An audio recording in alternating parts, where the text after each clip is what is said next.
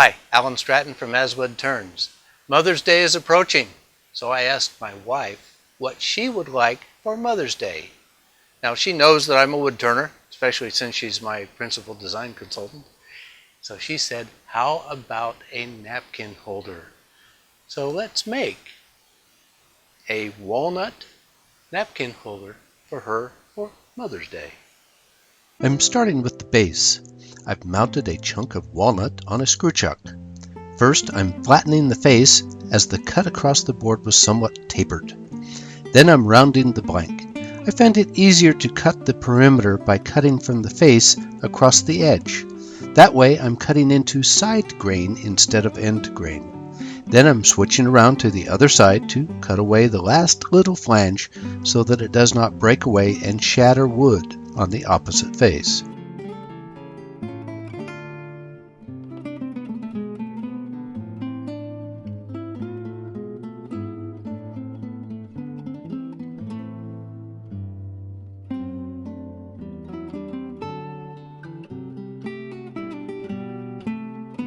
Next, I'm cutting a mortise for use in mounting the blank to a scroll chuck in expansion mode.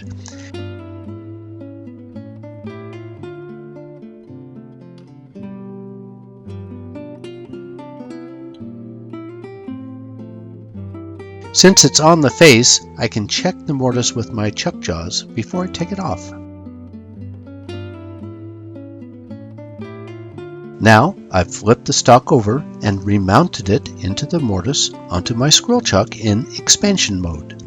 I've stopped for a bit to drizzle thin CA glue into a crack in the blank. I need to thin the stock down a lot.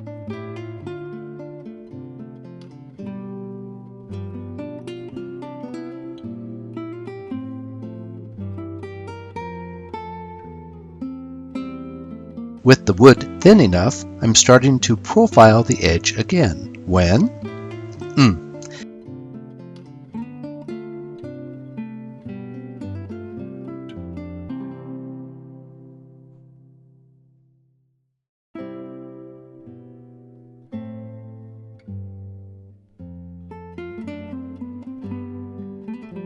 Apparently, that crack was larger than expected. The CA glue was not enough. Oh well, I put yellow glue in the joint, clamped it, and worked other parts for a while. The glue is dry enough now for me to proceed. I want the top of this wood to be absolutely flat, so I'm using a sanding board to flatten it, then profile the edge before a thorough sanding.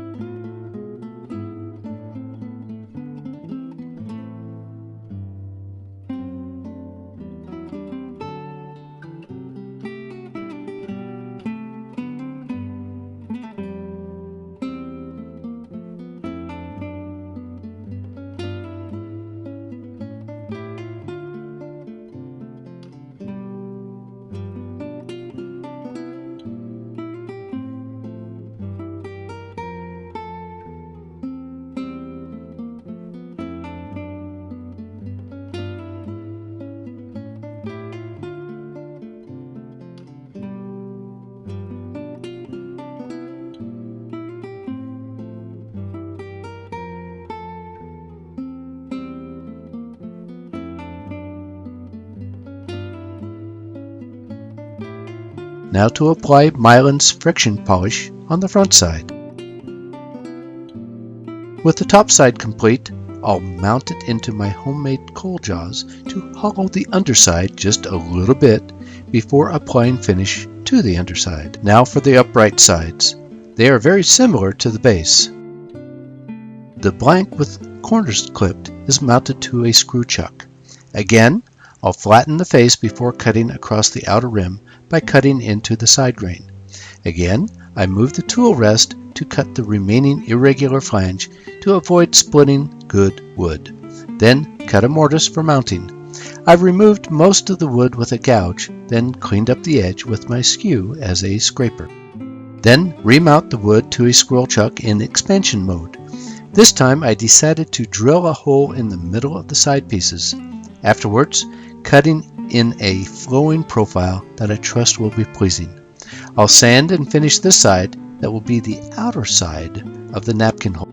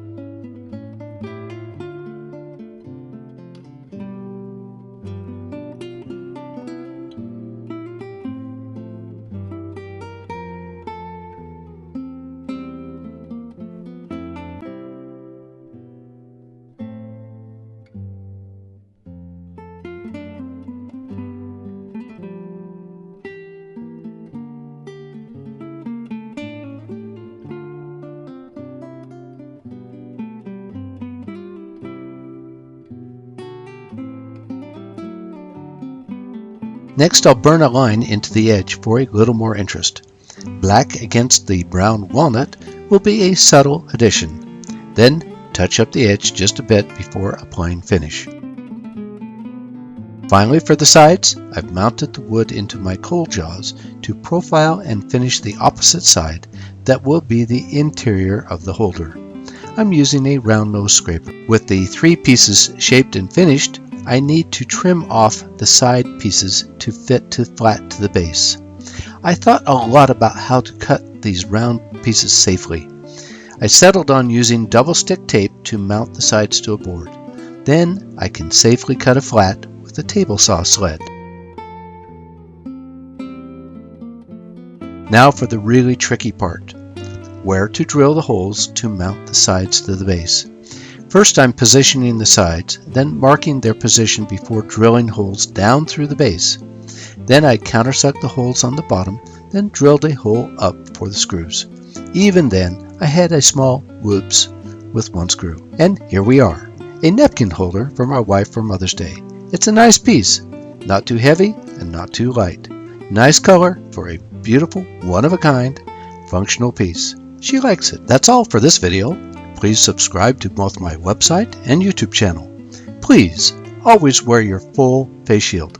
Goggles are not enough.